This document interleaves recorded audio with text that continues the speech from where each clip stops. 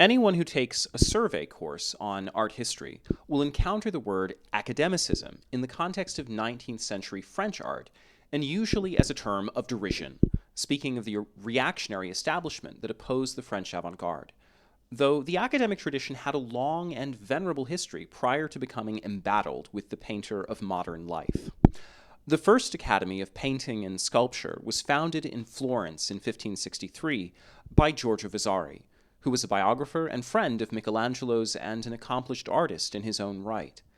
The purpose of the academies was to codify the tradition of Italian Renaissance art and to pass it on to future generations. Vasari christened the first such institution the Accademia, with a nod to Plato's Academy, because he regarded painting as a philosophical enterprise. In fact, academies did not actually teach the craft of painting or sculpture, since the rudiments of craftsmanship were not learned in school but by apprenticeship. The academic curriculum dealt exclusively with the intellectual side of the art, which included drawing and theory. In the academies, students learned how to draw from the live model and from plaster casts of antique sculptures, as I myself did at the Angel Academy. What the academies really taught was how to practice painting as a liberal art. It is a well-known fact that prior to the Italian Renaissance, painting was seen as a mere craft, and the painter as a mere craftsman. Painting was a way of making things, but not a way of knowing things, a skill, but not a liberal art. The Italian Renaissance transformed painting from the least of the arts to the greatest. Renaissance theorists recast painting on the model of philosophy and poetry, placing it on a par with other liberal arts. In fact, Renaissance painting not only became one of the liberal arts, but according to the theorist Ludovico Dolce, subsumed all of the liberal arts within itself, transcending the so-called trivium and quadrivium. Whereas Walter Pater famously claimed that all the arts aspire to the condition of music, in the Italian Renaissance, all the arts aspired to the condition of painting. The history of the Renaissance is therefore the key to understanding academic art. From Giorgio Vasari himself to Jakob Burckhardt, the founder of the academic discipline of art history as we know it today, to Ernst Gombrich, who wrote the most popular art history of the 20th century, art historians have told a variety of different stories about the Italian Renaissance. For Ernst Gombrich, the story of Renaissance art was one of evolving modes of perception.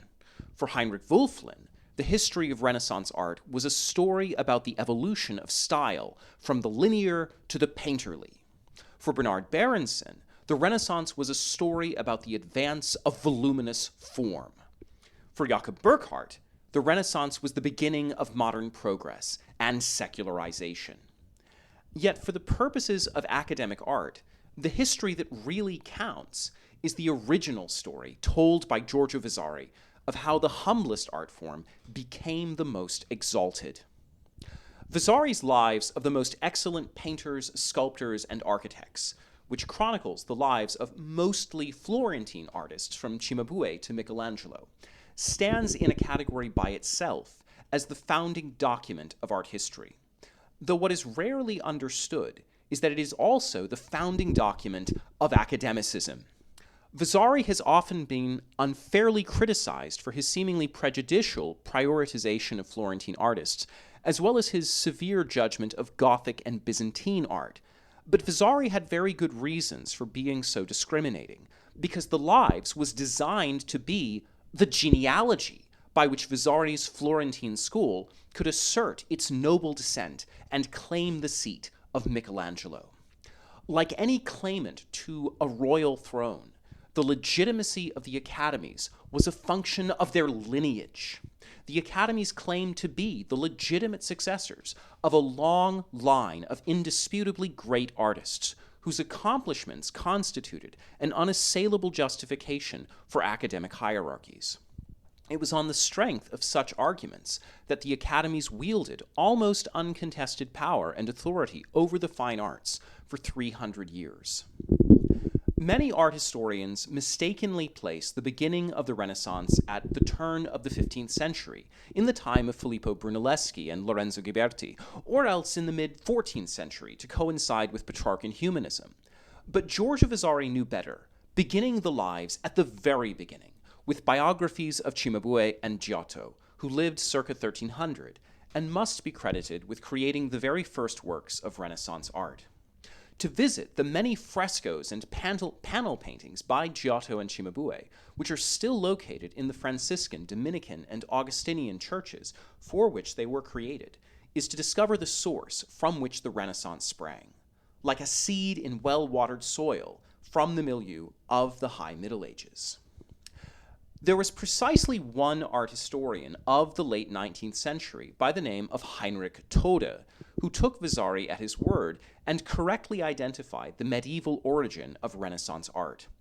Tode's seminal book entitled St. Francis of Assisi and the Beginnings of the Art of the Renaissance in Italy traced the Italian Renaissance back to the most transformative saint of the Middle Ages, who, along with St. Dominic, was responsible for establishing the mendicant orders, the order of preachers, and the order of friars minor, otherwise known as the Franciscans and the Dominicans. Within decades of their founding, the Franciscans and Dominicans built countless new churches around Italy and across Europe to serve the poor, and decorated many of these churches, most notably the Basilica of St. Francis of Assisi, with the original works of Renaissance art. The mendicants were the first to recognize the value of naturalistic art and pay artists to make it. The mendicants also expanded Europe's cultural horizons by sending Catholic missionaries all around the world. In fact, even Christopher Columbus was a third-order Franciscan whose voyage across the Atlantic would never have been made if not for the evangelistic zeal of the Franciscans. In addition to fostering great art and exploration, the mendicants also included the greatest minds of the Middle Ages, from St. Bonaventure and Blessed John Duns Scotus to St. Thomas Aquinas, whose incorporation of Aristotle brought about a philosophical and theological renaissance.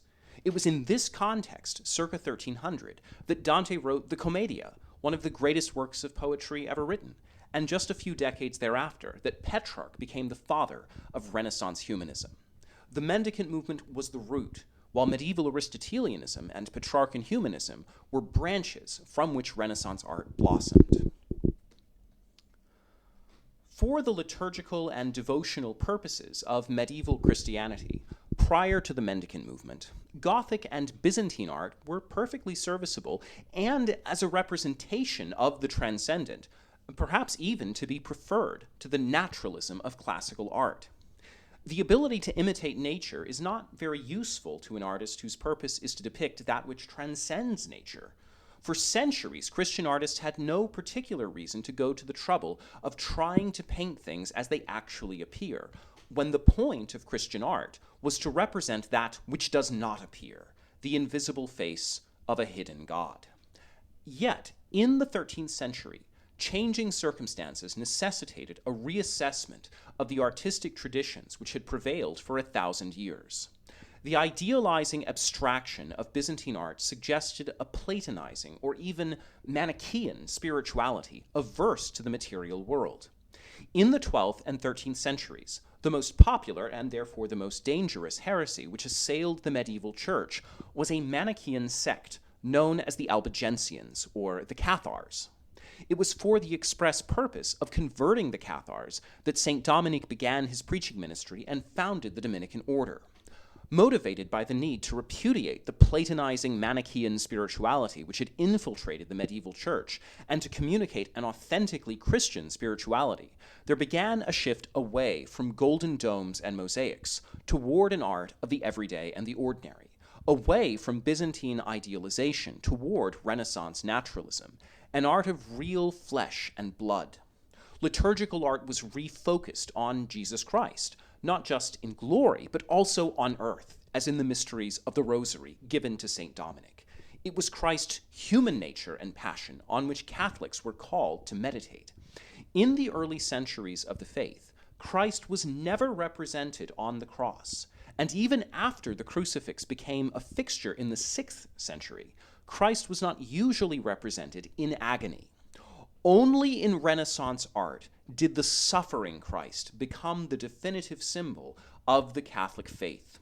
More than any other individual, it was St. Francis who, as the first stigmatic in church history, inspired this definitive meditation on the suffering body of Christ by bearing Christ's wounds in his own body. The ministry of St. Francis began while in prayer before a crucifix in the church of San Damiano, not far from Assisi.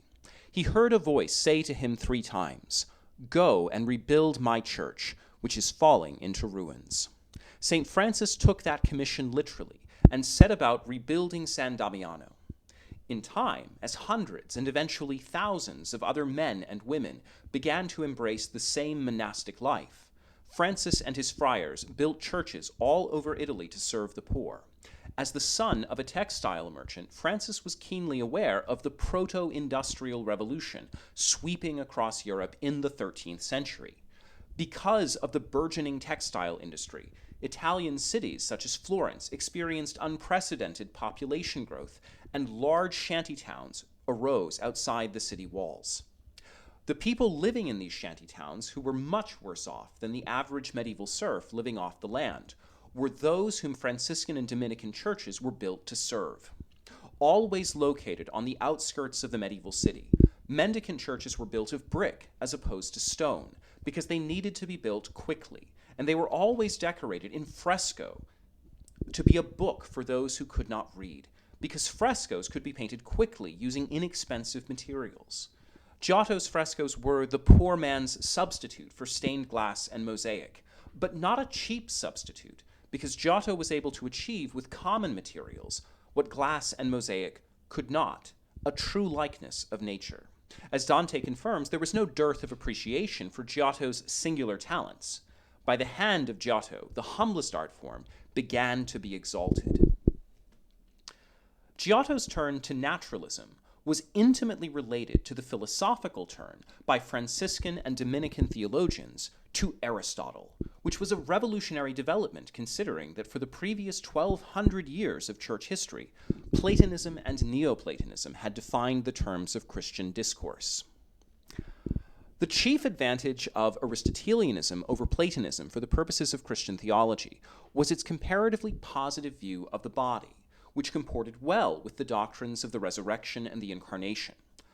While a Platonist would say that the human soul is the essence of a human being and the body a mere prison of the soul, Aristotle understood the body to be an essential part of what a human being is, as both a body and a soul in one substance. For the purposes of mimetic arts like painting, the primary advantage of Aristotelianism over Platonism was Aristotle's theory of knowledge. Aristotle's metaphysics derives its very name, which means after physics, from Aristotle's procedure of reasoning from the sensate to the abstract, on the premise that knowledge begins in the senses. While the Platonic approach to painting implicit in Byzantine art entailed reasoning up to ideal forms without reference to nature, like a geometer reasoning up to the pure form of a triangle, the Aristotelian approach of Renaissance painting entailed abstracting out the universal from the direct observation of nature. The Platonist imitates an innate mental representation of the ideal, while an Aristotelian imitates what is available to the senses. As Michelangelo wrote, "My soul can find no stair to mount to heaven, save earth's loveliness." Plato famously doubted the merits of mimetic arts like painting and sculpture as a mere imitation of appearances 2 steps removed from the ultimate reality of the ideal forms. But Aristotle had no such skepticism. In short, Plato was a critic of classical art, while Aristotle was its defender.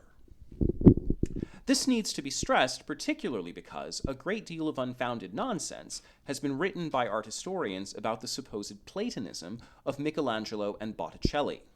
Renaissance art, like all of the arts and sciences in the Middle Ages, was downstream from theology, as the queen of the arts and sciences, and there was no theologian more influential than St. Thomas Aquinas. Thomism pervaded the air of Renaissance Florence, from the Dominican monastery of San Marco to the Dominican church of Santa Maria Novella. The greatest Florentine painter of the early Quattrocento, Fra Angelico, was a Dominican friar educated in Thomistic theology, as was the later Savonarola, whose fiery sermons exerted an infamous sway over Sandro Botticelli, and whose biblical commentary Michelangelo all but devoted to memory. Notwithstanding how little the scholastics themselves had to say about art and beauty, prompting Leon Battista Alberti to pass over their contribution to his theory of art in perfect silence, it was Dominican and Franciscan theologians who unified the sacred and profane aims of Renaissance art by bringing together into an unified system the best which had been thought and said by both pagan and Christian authors. In Thomism, the soul is what makes the body human, but the body is what gives the soul its individuality. Ideal form, conceived as a distillation of what things of a kind share in common, is not what is ultimately real, because real souls are individuated. Now, for the purposes of Renaissance painting, Thomism implied that in order to paint things as they really are, the painter must capture both the universal and the particular at a single stroke of the brush, achieving an elusive union of appearances and the ideal. The Renaissance painter painted from life by directly observing nature, though he did not essentialize deformity by slavishly copying appearances, but also imitated an idea of beauty, as Leon Battista Alberti instructs in his treatise on painting. Recounting the cautionary tale of the ancient painter Demetrius, who fell short of the mark because he paid too much attention to appearances rather than to the ideal, Alberti advises the painter to emulate Zeuxis instead, who captured the beautiful Helen of Troy by selecting the best features of 5 different women. As illustrated by German painters like Lucas Cranach and Albrecht Dürer, there was always a competing tendency in the broader tradition of Renaissance art towards styles suggestive of an entirely different philosophy from Thomism, derived instead from the Franciscan theologian William of Ockham. Renaissance humanism has a reputation for being anti-Aristotelian because humanists were disdainful of scholastic pedantry, and Petrarch himself was a nominalist, meaning that he believed that universals are not real, but merely names for categorizing particulars. Now, this would mean that the painting most faithful to the particular, to the exclusion of the universal, and to appearances to the exclusion of the ideal, is the most true. Nominalism was, of course, never countenanced by the academies, but it happens to be a perfect description of the working philosophy of Gustave Courbet. The partisan divisions of French art in the mid-19th century between academicism and the avant-garde originated in the philosophical debates of the Middle Ages. The evolution of style is not just an organic development, unfolding inevitably and naturally according to a logic internal to the craft, as described by the art historian Heinrich Wölfflin, but a truly historical phenomenon. The avant-garde carried nominalism to its logical conclusion, even as the academies remained steadfastly Aristotelian, and as a matter of fact, the earlier opposition of classicist and colorist in the 17th and 18th centuries descended from the same philosophical roots. The subordination of color to drawing, dogmatically upheld by the academies, was an Aristotelian principle. As Aristotle writes in the Poetics, even the most beautiful colors are of less merit than a clear outline, because they do not express form. According to Aristotle, real beauty, as opposed to the superficial sensory pleasures of bright colors and sweet flavors, depends on magnitude and order, qualities of design whereby beauty addresses the rational soul. Of course, I don't want to misrepresent Petrarch or Petrarchan humanism, as if it were destructive of Renaissance painting. Apart from Petrarch's nominalism, his influence over artists was extraordinarily positive. Renaissance humanism, it is said, began with Petrarch's rediscovery of the letters of Marcus Tullius Cicero in 1345, if not a few years earlier, when Petrarch had himself crowned poet laureate on April the 8th, 1341, in recognition of his having written the epic poem Africa, about Hannibal's invasion of Italy and Rome's subsequent invasion of North Africa under the legendary general Scipio Africanus. Petrarch drew the battle lines between the ancients and the moderns by not merely writing commentaries about classical texts, but rivaling them, and he inspired painters, sculptors, and architects to do the same in their respective domains. It was under Petrarch's influence that painters carried the art of painting up the steep slopes of Mount Parnassus into the realm of poetic inspiration. What elevates high art is its purpose. The purpose of high art is not just to titillate the senses, but also to communicate truths of great importance. In other words, to please and instruct, as Horace writes in his poem, The Art of Poetry. Great art teaches us about the nature of things by showing us, for example, what it means to be human. The paradigmatic forms of high art are poetry and rhetoric, since it is in language that truth is expressed originally. It is in language that things first appear to us as what they are upon being named, and it is in language that human knowledge attains the greatest heights. Hence, from the very first Renaissance treatise on painting by Alberti to the very last by Ludovico Dolce, the craft of painting was elevated to the status of a liberal art by deliberately modeling it on the arts of rhetoric and poetry.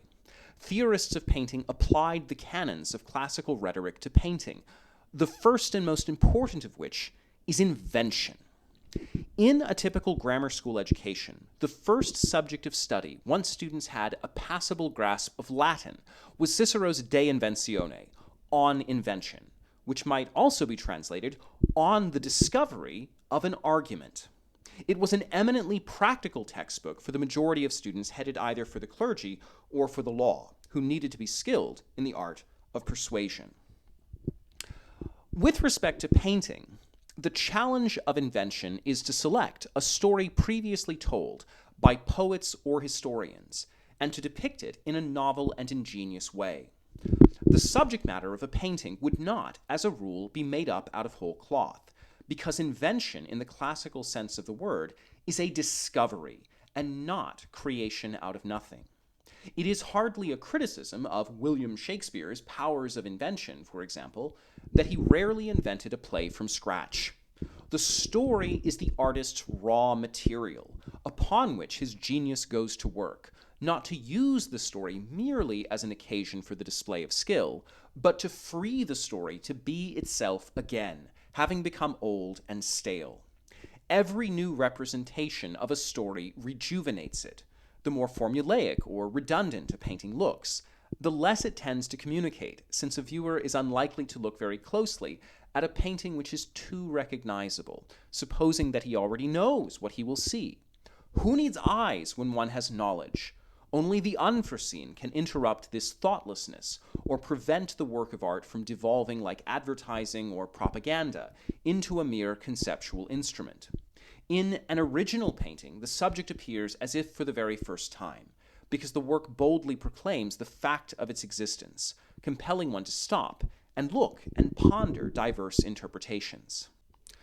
The application of the canon of invention to painting meant that Renaissance painters could not just be copyists like Byzantine artists, but needed to design original compositions, and that their originality should not be capricious, but needed to take the form of a rhetorical argument, by appeal to Aristotle's three modes of argument, namely reason, authority, and emotion. Italian Renaissance painters appealed to reason by inventing principles of linear perspective, dissecting human anatomy, and mastering chiaroscuro, using light and shadow to create an effect of volume and depth. Painters appeal to emotion by representing the human body in lively expressive action, with dramatic gestures and facial expressions, and the Venetians in particular achieved diverse moods through their use of color. Painters also appealed to authority by emulating the great works of previous artists. Of Aristotle's three modes of argument, the appeal to authority calls for special attention. In the 15th century, there was only one authority which could be recommended by Alberti, with a narrow exception made for classical statuary, inspiring the practice of learning to draw from plaster casts. And that authority was the infallible authority of nature as a book written by God. Quote, "Never doubt that the head and principle of this art, and thus every one of its degrees in becoming a master, ought to be taken from nature." Alberti discouraged the painter from copying other painters, lest one adopt another's mannerisms, and the same view is expressed repeatedly in Leonardo da Vinci's notebooks. This exclusive authority of nature ended with the Renaissance. Although the appeal to authority is the weakest basis on which to make an argument, as St. Thomas Aquinas ironically claimed on the authority of Boethius, the paradox is that there is more certainty in a divinely inspired authority than in fallible human reasoning. By crediting the likes of Michelangelo with divine inspiration, Giorgio Vasari made a bold claim about Michelangelo's authority. Divine revelation takes precedence over natural revelation, and so the divine Michelangelo took precedence over nature. Although the idolization of Michelangelo predictably decayed immediately into mannerism, nature's authority would never be exclusive in the academic tradition. Once the craft had reached a degree of sophistication, it only made sense to build on what others had done. Derivative though it may be to imitate Rembrandt, it is stupid to reinvent the wheel for fear of being derivative. Rembrandt's protégés, like Ferdinand Bol, had no compunction about replicating his skill set, which they had worked so hard to acquire. Those artists trained in the academies may have been taught to look askance at such slavish imitation, but even academic artists did not see any conflict between derivation and originality, as they based their inventions like a legal argument on sound precedent, building atop one another's accomplishments as if by appeal to legal precedent. Derivation of a kind epitomized by the works of Raphael was the pivot on which invention turned, which is why Raphael became the most celebrated representative of the Italian Renaissance in the academic tradition. Even though Raphael was not quite the leading star of Vasari's Lives or of Dolce's Dialogue, Raphael was more beloved than Michelangelo or Titian by standard-bearers of the academic tradition, such as Jean-Auguste Dominique Ingres, because Raphael showed them how to develop an unique style within the limits of tradition. As Joshua Reynolds explains in his discourses, what distinguishes the works of Raphael is that they illustrate a sustainable model of originality through creative imitation, immune to the diminishing returns of unruly Michelangesque genius. The ideas, first of Perugino and Leonardo, and later of Sebastiano del Piombo and Michelangelo, were absorbed in Raphael's art and, without drastic alteration, used to produce a new style of the highest caliber, more graceful than his sources of influence. There was also a mythic appeal to Raphael's personal narrative on account of his premature death, long before his own genius for invention had been exhausted. His unrealized potential became emblematic of the possibilities still latent in Renaissance art, which each subsequent generation would strive to realize. Not only did Raphael show how the thoughtful recombination of previous ideas could furnish opportunities for innovation sufficient to rival the highest standard of art, but the logic of his myth implied that the advance of the craft could be sustained in perpetuity. By following Raphael's example, artists continued to innovate, and when they pushed the boundaries of tradition, they did so to advance the craft rather than tear it down. Derivation was also one means of poaching the aura of a venerated masterpiece. To present a new and likely unheralded work of art successfully as an object of aesthetic veneration, the as yet uncelebrated artist would defer to an origin more venerable than himself by evoking an authorship beyond himself. Aestheticized artistic practice never strays very far from its origins in religious ritual. The work of art presents itself as an object to be venerated, as the relic of a secular saint in a humanistic pantheon, quite explicitly symbolized by Raphael's own burial in the Pantheon in Rome. The uncanonized artist, which naturally includes all the living, would write his own hagiography by copying another's. Artists mythologized their art by tapping the mythology of uncontested masterpieces. It was all an artist could do to present his case for canonization by summoning his witnesses between the borders of the frame through the deployment of the most authoritative sources. The final purpose of derivation, which could not be achieved by capricious originality, was to trope previous art and appropriate its aura. In summary, The academic tradition was motivated by Franciscan spirituality, informed by Thomistic metaphysics, and based on the principles of Ciceronian rhetoric, thanks to the influence of Petrarchan humanism.